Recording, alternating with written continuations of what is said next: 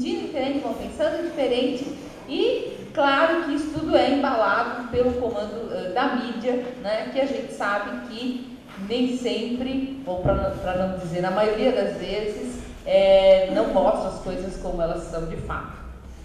Bom, mas Estado e sociedade é um tema que ocupa os pensadores desde há muito, né? Para falar nos termos da sociedade moderna desde o século XVII, com os chamados contratualistas, é essa a questão que está colocada, né? Quer dizer, qual é a relação que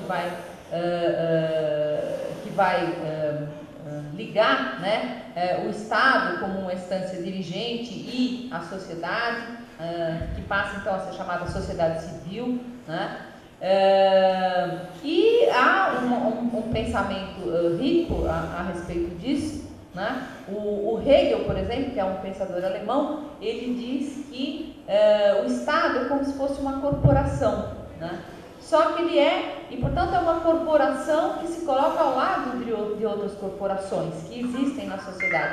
Então ele é uma corporação em particular, mas ao mesmo tempo ele é a corporação geral, assim pensa o Hegel, né? Ou seja, nesse sentido ele se confunde com a própria, ou se confundiria com a própria sociedade civil. O Marx vai discordar desse pensamento do Hegel, né? Ele vai pensar que esse Estado que se confunde com a sociedade civil, ele é um Estado que tem que ser construído pela democracia, né? De outro modo, ele jamais terá esse escopo, né? e esse papel que o Hegel teria previsto. Então eu acho que, eu estou colocando isso porque eu acho que é nesses marcos que a gente tem que pensar, né, esses desafios que estão aqui colocados como tema desta primeira mesa. Então, eu acho que ao invés de eu falar, né, quais seriam esses desafios, eu acho que os desafios estão claros, né, para todo mundo.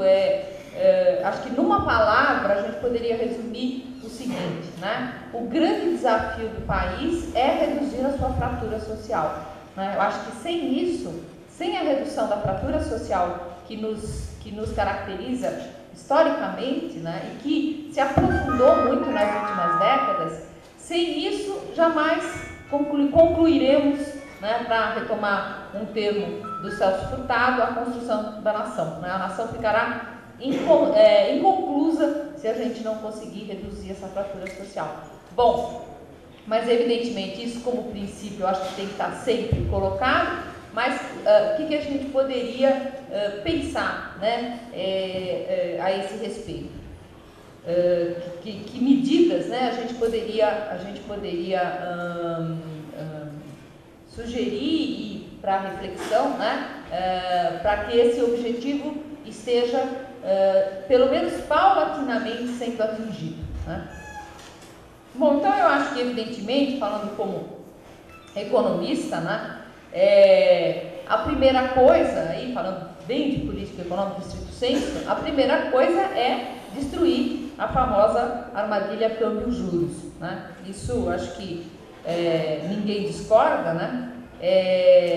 Essa armadilha é uma armadilha bastante discutida na literatura, tem consequências drásticas para o país, como várias consequências, mas dentre elas a chamada doença holandesa, né, que é digamos, o abandono da industrialização do país, a chamada reprimarização do país, né? Então acho que desarmar essa armadilha câmbio-juros é uma providência sine qua non. O que implica, em primeiro lugar, no meu entendimento, controle do fluxo internacional de capitais, né? Sem o que as nossas contas externas ficam ao sabor dos humores do capital financeiro internacional, que, como a gente sabe, é extremamente volátil, né? Ele vem aos borbotões, mas também sai às escancaras e aos montes a qualquer sinal de perigo. E isso, quer dizer, impõe uma instabilidade no gerenciamento desse preço tão fundamental que é o câmbio, né, que não sei por que razão um Estado que se diz autônomo, soberano, independente, que até sentar no Conselho de Segurança da ONU, né, abre mão desse grau de liberdade. Quer dizer, que é um grau de liberdade absolutamente fundamental. Mas quando você escancara financeiramente a economia, como se fez no Brasil nos últimos 16 anos, né, para dizer a verdade, nos últimos 18 anos, né, você perde completamente esse grau de liberdade. Então, recuperar esse grau de liberdade é fundamental. Né? Recuperando esse grau de liberdade, que é um mínimo controle do fluxo internacional de capitais, você já ganha graus de liberdade adicionais, né, para fazer, por exemplo, uma política monetária menos ortodoxa, menos drástica, e liberando recursos, vamos dizer assim, né, para outras aplicações. Se falou aqui na mesa inicial não só de como se arrecada, mas também de como se gasta, né? Acho que essa é a questão, né? Então, evidentemente, qualquer um que olhe a estrutura de gastos do Estado brasileiro tem a sua atenção despertada pelo enorme volume de recursos que se gasta com o pagamento do serviço da dívida interna. Acho que o Mariano se referiu a isso na fala dele. Bem, então, desarmar essa armadilha câmbio-juros, né, é um passo fundamental para você ganhar, quer dizer, para o Estado ganhar soberania, para o Estado ganhar graus de liberdade, ganhar poder de decisão que ele for, né, quer dizer, ele entregou, ele simplesmente abriu mão disso aí, né? E nós não estamos na zona do euro, tá certo? Os países que estão na zona do euro, por definição, não têm esses graus de liberdade, né? Porque tem um banco central que é europeu, não é de cada país, né? Tem uma moeda única, bom, aí não tem jeito. Mas nós estamos no Brasil, somos um país, né? Com uma enorme pretensão de soberania, de fazer geopolítica mundial, de interferir nos rumos do planeta e abrimos mão dos graus de liberdade que a gente tem para cuidar de preços tão importantes como são esses preços, o preço da divisa e o preço da moeda, a taxa de juros, né? Então, acho que isso, quer dizer, falando como economista estrito sensu, eu diria que essa seria uma medida fundamental. Eu esqueci de perguntar que tempo eu tenho, ninguém me falou. Meia hora, eu falei quanto já? 10 minutos, tá bom. Bem, em segundo lugar, eu acho que, de fato, né, a gente teria que começar a enfrentar a questão da estrutura tributária. Né?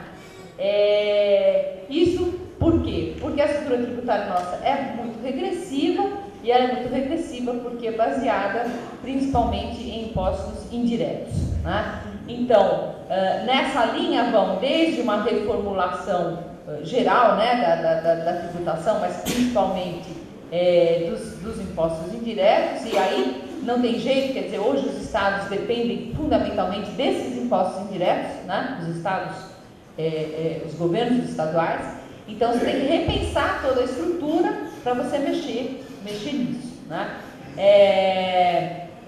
De outro lado, acho que tem que se enfrentar novamente o desafio de fazer um imposto sobre fortunas, né? Isso aí é uma coisa que, para lembrar o termo, né, que ficou famoso e meio anedótico, usado por um ministro, é imexível, né? Ninguém toca no assunto, é uma coisa que parece palavrão, né? Em pouquíssimos círculos você ouve falar isso, tem que fazer imposto sobre fortunas e tal. Digo isso pelo seguinte, a gente sabe que o índice de Gini brasileiro é um dos índices mais elevados do mundo. Hoje não é o campeão da desigualdade, até reduziu um pouco e tudo mais, mas ele é dos mais elevados. Né? Ele está ali por volta de uns 0,54, tanto mais próximo de um, mais desigual. Mas o índice de Gini, ele é um índice, né, que mede a desigualdade dos fluxos, né, mede a desigualdade dos fluxos de renda. E a gente sabe também que no Brasil, da forma como ele é mensurado, porque ele é baseado na PNAD, ele pega fundamentalmente as rendas do trabalho. Né? Então aí tem um problema de viés na forma como é mensurado o índice de Gini no Brasil. Mas eu estou me referindo a um outro problema. A questão é a seguinte: se você for mensurar o índice de Gini de estoque, ou seja, de riqueza, a gente vai ver que a riqueza é ainda muitíssimo mais concentrada do que a renda no nosso país, né? O que justifica plenamente, no meu entender, a necessidade de enfrentar esse desafio político dos maiores, que é brigar por imposto sobre fortunas, né? É uma coisa muito difícil de fazer essa mensuração do índice de Gini de riqueza, é muito difícil, né? Tem problemas metodológicos os mais diversos, e por isso as experiências que há, quer dizer, os estudos que há tentando mensurar isso, não são muitos. Mas eu conheço particularmente dois, cujo resultado é espantoso e corroborou aquilo que eu dizia um pouco intuitivamente sempre para os meus alunos. Olha, o índice de Gini nosso de renda é muito alto no Brasil, mas se um dia alguém medir um índice de Gini de riqueza, vai ficar muito mais espantado, porque vai ser mais alto ainda. E realmente, há dois estudos. Há um estudo, até onde eu conheço, pode ser que haja mais, talvez o Márcio saiba, ele possa nos informar, mas até onde eu conheço, há um estudo de um professor da Unicamp, Nelson Prado, professor de História. Ele fez um estudo com os inventários aqui da área de Campinas, acho que da Grande Campinas, se não estou enganada, nos anos de 94 e 95. E o índice de Gini que ele descobriu foi de 0,90. 0,90, quer dizer, é quase uma, para quem é economista, né, sabe como é que é a curvinha do índice de Gini, é quase um ângulo reto a curva né, do índice de Gini. Um outro estudo feito pelo Rodolfo Hoffmann, aí usando a estrutura fundiária brasileira, só a estrutura fundiária deu um índice de Gini de 0,94. Quer dizer, a concentração em termos de riqueza, ela é absolutamente cavalar no Brasil, né? Como é que você quer ser uma nação? Como é que você quer reduzir a fratura social se você não usa o Estado para reduzir minimamente isso, né? Então, enfrentar o desafio do imposto sobre a riqueza, eu acho que também tem que estar nessa agenda aí da estrutura tributária.